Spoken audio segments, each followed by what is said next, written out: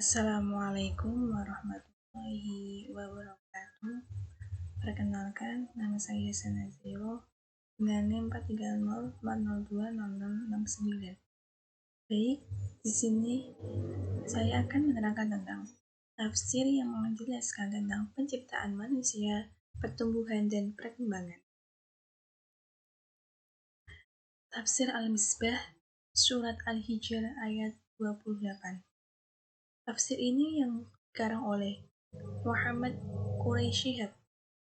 Pada ayat ini mengisahkan asal-usul terciptanya manusia dan perkembangan iblis kepada Allah Subhanahu wa taala karena keengganannya bersujud kepada manusia.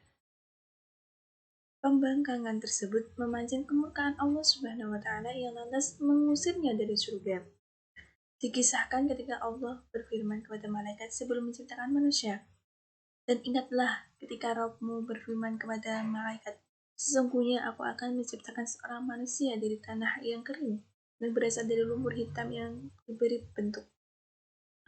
Ayat tersebut mengandung pembelajaran mengenai niatan yang diceritakan sebelum melakukan sesuatu. Sebelum Allah menciptakan manusia, ia terlebih dahulu menceritakan kepada malaikat niatannya. Sebagaimana yang dilakukan oleh Allah Subhanahu wa taala apabila kita berniat melakukan sesuatu, atau ada baiknya kita menceritakan niatan tersebut agar membawa hasil yang baik.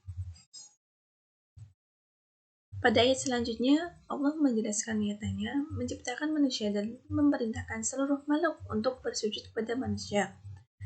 Maka apabila aku telah menyempurnakan kejadiannya dan telah meniupkan ke dalam ruh ciptaanku, maka tunduklah kamu kepada dengan bersujud.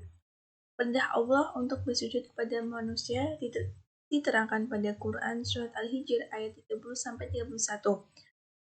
Maka bersujudlah para malaikat itu semuanya bersama-sama, kecuali iblis, ia enggan ikut bersama malaikat yang sujud itu. Tafsir Muqarron. Tafsir ini dikarang oleh Muhammad Nur Ikhwan. Dalam surat Al-Hajj ayat 5 menerangkan secara global dari beberapa fase penciptaan manusia tersebut.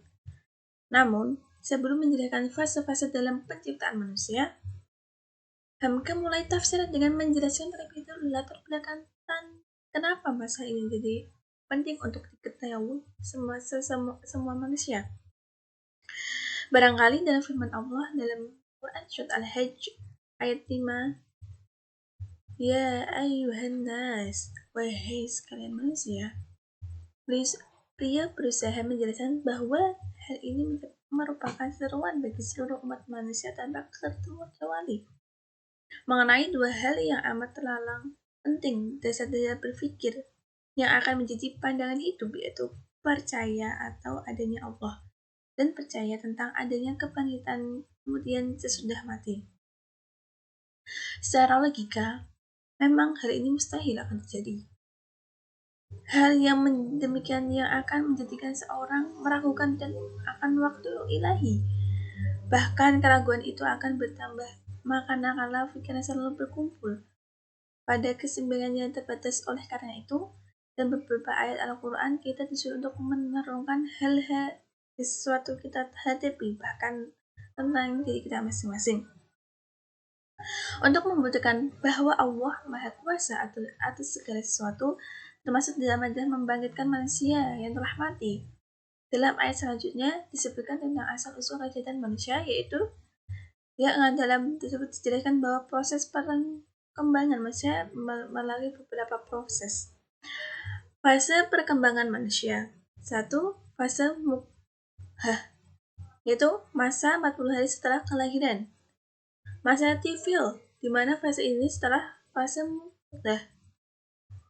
Selanjutnya fase dewasa atau asudia.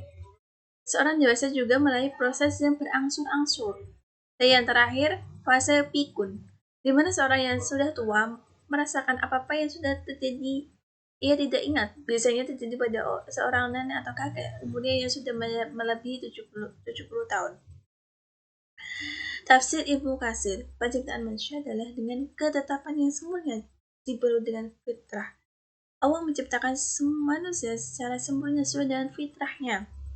Dalam Quran surat Ar-Rum, wa nafsi wa ma sawaha, dan artinya, dan jika serta menyempurnakan ciptakanlah.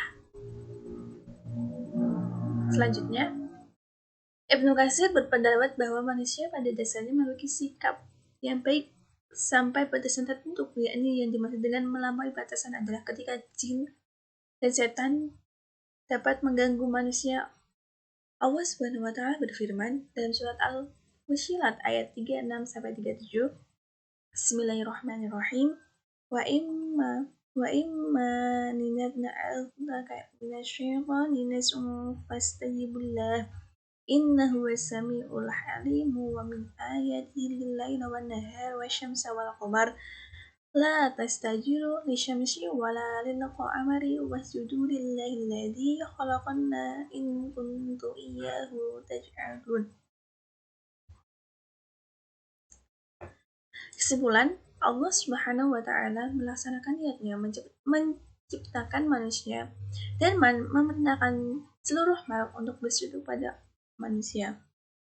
Seperti proses kematian manusia dari dikuburkan bertahun-tahun lamanya hingga menjadi tulang belulang yang berserakan atau menjadi abu setelah dibakar, tidak akan dapat kecuali seperti masa mula.